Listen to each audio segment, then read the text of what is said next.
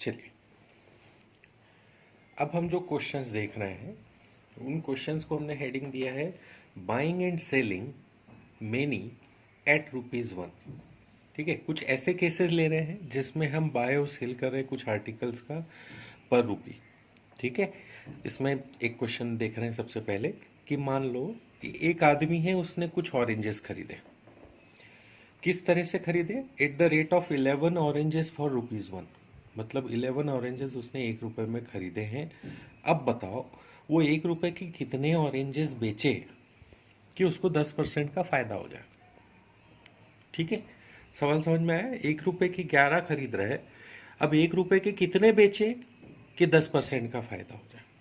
ठीक है, तो इस टाइप के क्वेश्चंस में हमको सबसे पहली बात जो ध्यान देने की है वो ये कि जो क्वांटिटी होती है वो प्राइस के इन्वर्सली प्रोपोर्शनल होती है ना। मतलब अगर चीज़ महंगी है तो आप कम क्वांटिटी में खरीद पाओगे, और कम सस्ती है तो आप ज़्यादा क्वांटिटी में खरीद पाओगे। यानी कम, अगर प्राइस कम है तो क्वांटिटी ज़्यादा होगी, और प्राइस ज़्यादा है तो क्वांटिटी कम होगी। पहली बात तो ये दिमाग में ध्यान रखना है। ठीक है, दूसरी बात, चूँकि हमको यहाँ परसेंटेज में बात की जा रही है तो हम आराम से इनको एक टर्म को 100 मान के और दूसरा उसके रिस्पेक्टिव टर्म में कन्वर्ट करके हम क्वेश्चन को बड़ी आसानी से सॉल्व कर सकते हैं। ठीक है, तो हम क्या करेंगे कि बाइंग और सेलिंग के टाइम हम एक तो प्राइस इन्वर्सली प्रोपोर्शनल है क्वांटिटी के, ये ध्यान रखेंगे, और दूसरी बात ये कि हम उनको इन टर्म्स ऑफ 100 स्टार्ट करेंगे। जैसे फॉर एग्जांपल इस क्वेश्चन में बाइंग और सेलिंग दो ऑप्शन बना लिए। ठीक है, अब इनिशियल सिचुएशन में क्या थी? ₹100 मान लीजिए। ठीक, तो सेलिंग के टाइम में वो विथ 10% प्रॉफिट क्या हो जाना चाहिए? ₹110 हो जाने चाहिए। मान लीजिए मेरे पास ₹100 है तो विथ प्रॉफिट मेरे पास बाद में ₹110 हो जाएंगे। ठीक है, अब इसको रेशो में कन्वर्ट कर लेते हैं। 0 से 0 काट लिए तो 10:11 के रेशो में हमको क्या पड़ रहा है? बाई और सेलिंग का रेशो 10:11 आया, तो क्वांटिटी का रेशो क्या हो जाएगा? इसका इन्वर्सली प्रोपोर्शनल, मतलब 11:10। अब यहाँ देखो हमको ये फाइनल क्वांटिटी आ गई विथ 10% प्रॉफिट कि बाइंग के टाइम में ₹1 की 11 और सेलिंग के टाइम में ₹1 की 10। तो ये हमारी फाइनल सिचुएशन होगी। Clear? So this is your answer. You sell 10 oranges for ₹1 to earn 10% profit. ठीक है, अब इसका सेकेंड क्वेश्चन क्या कह रहा है ये भी देख लेते हैं थोड़ा सा। ठीक है, अब ये कह रहा है कि उस बंदे ने अब 25 ऑरेंजेस खरीदे for ₹1। So how many for a rupee should he sell to earn 25%। अब फिर से प्रॉफिट से स्टार्ट करेंगे। बाइंग सेलिंग दो चीज़ हमने लिख ली है ना। बाइंग 100 तो विथ 25% प्रॉफिट जो है सेलिंग हो जाएगी 125, है ना। सिंप्लीफाई किया तो 4:5 के रेशो में बाइंग सेलिंग की प्राइस आ रही है, कॉस्ट आ रही है। ठीक है, तो इसका इन्वर्सली प्रोपोर्शनल कर लिया तो अब हमारे पास में क्या हो रहा है? प्राइस अगर 4:5 है तो क्वांटिटी क्या हो जाएगी? 5:4। मतलब ₹1 की 5 खरीदे और ₹1 की 4 बेचे तो उसको 25% का फायदा होगा। लेकिन यहाँ पे उसने परचेज ऑरेंजेस जो है वो 5 नहीं की है, 25 की है। तो मेरे को इस 5 को जो है 25 में कन्वर्ट करना पड़ेगा। ठीक है, तो you multiply it with 5। So in ratio when you multiply it with 5 you multiply 4 with 5 also. तो here it becomes 25, simultaneously it becomes 20। ठीक है, सो ये आपका आंसर आ गया। देखो कि you buy 25 oranges for ₹1 and you sell 20 oranges for ₹1। ठीक है, to earn 25% profit. Clear? Next question को ध्यान से देखते हैं क्या कह रहा है। अब ये कह रहा है कि by selling 32 oranges for a रूपी अ मैन लूजेस 40%। ठीक है, मतलब ₹1 के अगर मैं 32 ऑरेंजेस बेचूं तो मुझे 40% का नुकसान हो रहा है।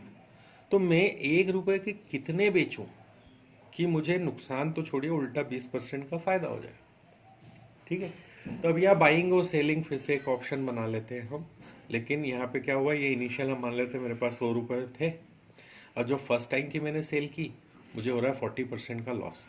ठीक है, तो ये 100 - 40 कर दिया मैंने, ये बन गया मेरा 60। अब मैंने विथ प्रॉफिट सेलिंग देखी तो वो बन रहा है मेरा 100 + 20, ठीक है।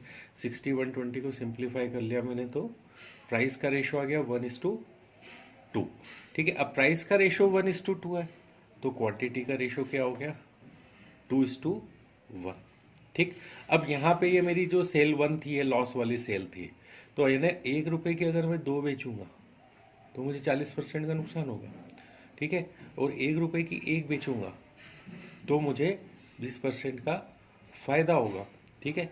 लेकिन ये क्वांटिटी का बैलेंस ठीक नहीं है, ठीक है। ये 32 है, यहाँ पे 2 है, तो मेरे को इसको 16 टाइम्स करना पड़ेगा।